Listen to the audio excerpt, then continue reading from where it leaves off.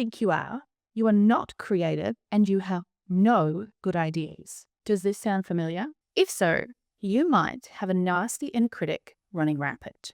In its most docile form, your inner critic will leave you with your creative confidence knocked about and slowly eroded. In its extreme though, left completely unchecked, it will lead to full-blown creative block. Having been here myself personally, I can tell you this is not a great place to be. So in this video, I'm going to teach you exactly how to quiet and conquer your inner critic. Let's go.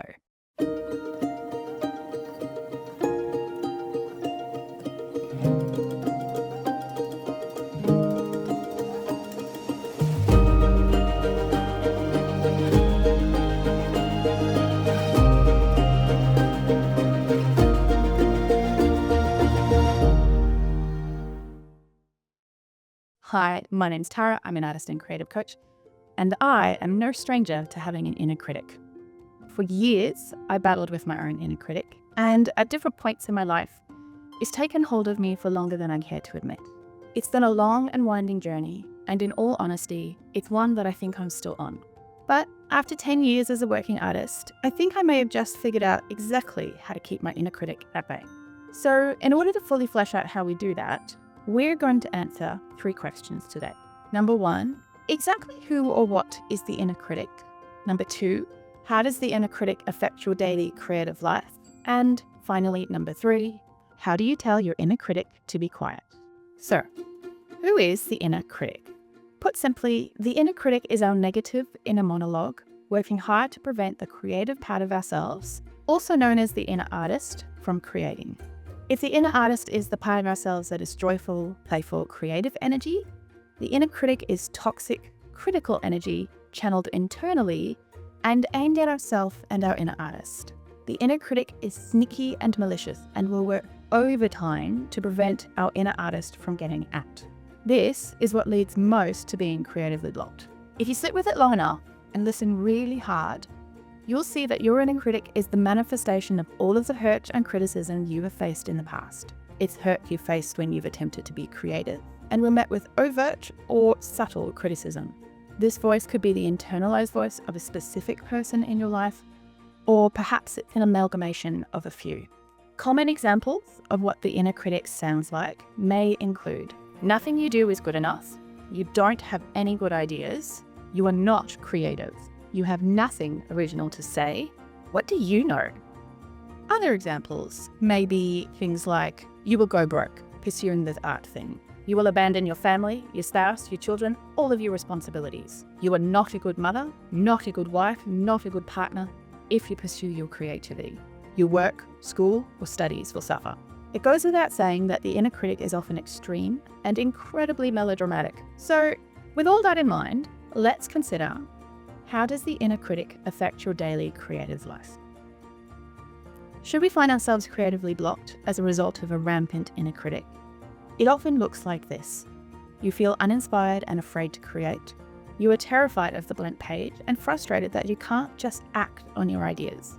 You want to create, but you have that nasty inner critic telling you every reason why you can't or shouldn't. When I find myself in this place, I am a tightly wound up, anxious, fearful, and perfectionistic mess. I feel unsettled, depressed, and deeply unsatisfied with myself and life. And quite frankly, I am not a happy individual to be around. When I'm not creating, my head is a very loud and noisy place, and my mental health goes right down the gurgler. I become so afraid of making mistakes and find myself putting off creating out of fear and anxiety, which only makes things spiral even more. This may look a little different for you in its specific details, but I'm betting that it's not too far off from this. So now that we know what the inner critic looks like, let's answer the question, how do you tell your inner critic to be quiet? Because the inner critic is based in shame and fear, the approach I have found that works best is talking back to your inner critic with a lovely cocktail of reason, logic, compassion, and sass. Fear and shame just cannot survive when we come at them with this approach. Let me explain. As an example, your inner critic might say, "Who do you think you are? You can't paint." A reasonable and compassionate retaliation to your inner critic's accusation might be, "I don't know how to paint now, but if I don't start, I will never learn. I am willing to be a beginner." See how this response works? It challenges the ridiculousness and extreme speak of the inner critic with a nice dose of self-compassion and reason. Of course you don't know how to paint. You're a beginner and you're willing to be a beginner at something for a while. Learning to speak this way can be hard at first. So a quick tip, if you're struggling with this, is to imagine you're answering a friend who has just expressed the same negative feelings or beliefs. How would you challenge their negative remarks? We can often extend more kindness and reasonableness to a friend than we can to ourselves. So be the friend you need now. Alternatively, if the soft and compassionate approach doesn't work for you, your inner critic may need a slightly firmer response. Sometimes we need to meet our inner critic with equal force. So going back to our example, you might respond with the sassiest and firmest attitude you can muster. Be quiet. Your input is not useful at this time. Go away. Sometimes simply telling your inner critic to be quiet or go away is the most effective way to short-circuit the whole sabotage process. Okay, so you've just told your inner critic to be quiet. Now what? If you do this several times over and exhaust the list of criticisms from your inner critic, you should find that your head feels quiet. Now is the time to get busy. You've conquered your inner critic, not forever, but certainly for the time being. And it's time to get busy doing the creative stuff while your inner critic has been put away in silence. And I mean it, don't dawdle. Let's sum up what we've learned. Your inner critic is the nasty internal monologue that tells you all the reasons why you shouldn't create. Leaving them unchecked can lead to a serious case of creative block. And the way we stop that from happening is learning to talk back to them in a firm, pragmatic, and logical way.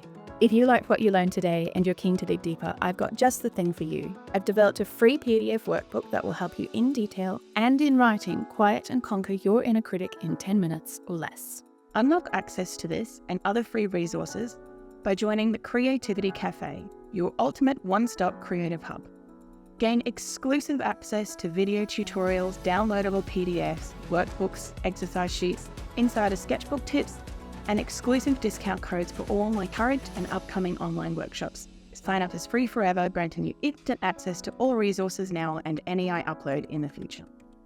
The link is right in the video description below. I truly hope that this video has helped you gain a little bit more insight into your inner critic and how you can get them to be quiet. If you're feeling extra brave, I'd love to hear some of the things your inner critic says to you below in the comments. Or better yet, perhaps the things you tell them to make them go away. The more we call out the inner critic, the more we can learn to stop it in its tracks. Also, if you're new here and would like to subscribe to my YouTube channel, please do so. Until my next video, that's all from me today. Stay happy, stay creative.